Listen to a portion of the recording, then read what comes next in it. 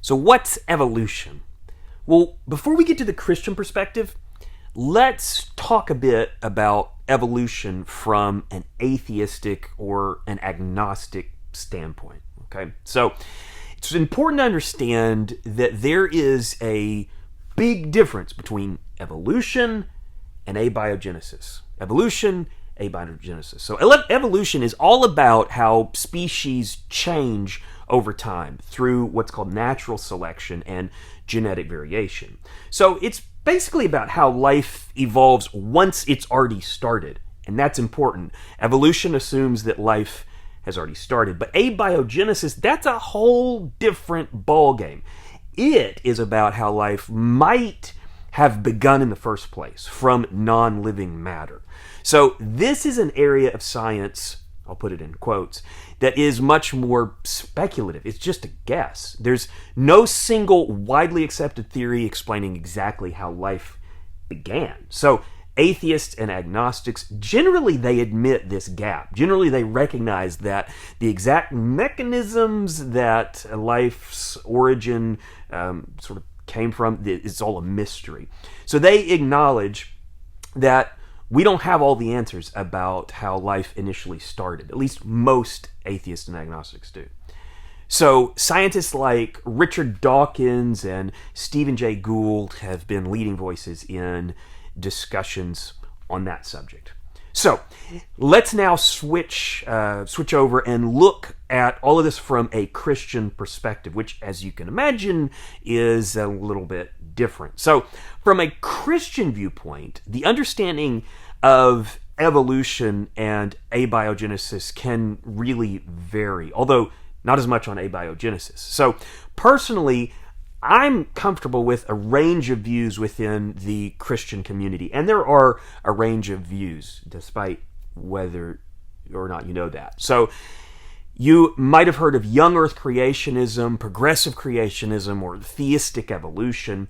I think all of these perspectives offer valuable insights. So I want to talk about each viewpoint, and I think each of them brings something to the table. I think I missed intelligent design. So some Christians fully embrace the idea of evolution, seeing it as like a tool that God used to create all of the diversity that we see in the in the natural world. So in this perspective is called theistic evolution, and it suggests that God's hand is in the natural processes, like God did it, basically.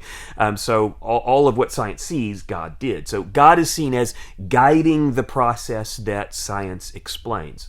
Now, folks like Francis Collins, who mapped the genome, he's a well-known guy that proposes this view. Now, others might stick to a young earth creationist view, believing that God created all life forms directly and separately, and they hold to a very literal view of Genesis' first chapters. So in young earth creationism, there's a shorter time frame, the earth is not as old, things like that. Kent Ham and the team at Answers in Genesis are strong advocates for the young earth creationism view.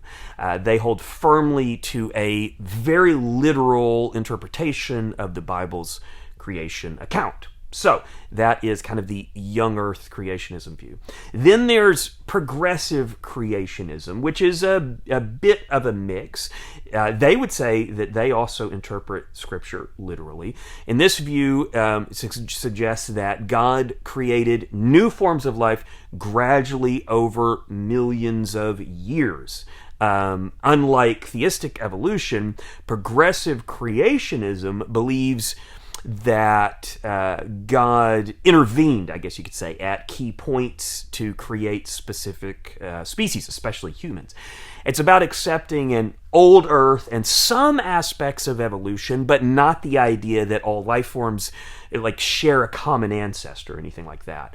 A famous guy in this circle is Hugh Ross. He's a major proponent of the idea with his organization, which is called Reasons to Believe. And they are very focused on Scripture as well. They just think it means something different than the young earth creation folks do. So he champions the idea that God created life in stages over a long period of time, and that humans were a special creation. So we also have what is called intelligent design, which argues that certain features of the universe and living things are like best explained by an intelligent cause, not an undirected process like natural selection.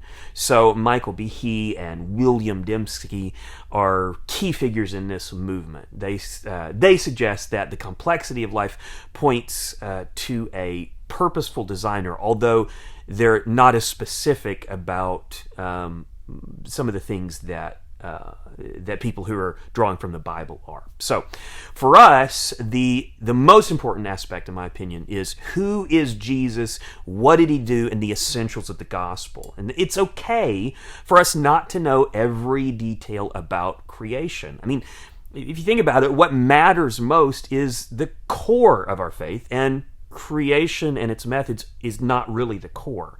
So what's crucial is understanding Jesus's life and Jesus's message. So we know a whole lot more about who Jesus was and what he did than we know about how life began, whether thousands or millions of years ago.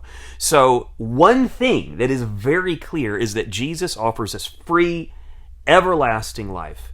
Believe in Jesus. This is his condition. Believe in Jesus for that free gift, and you have it, and you can never, never lose it.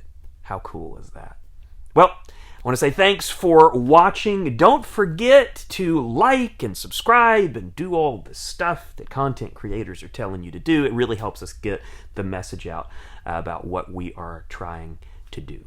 Thanks a bunch.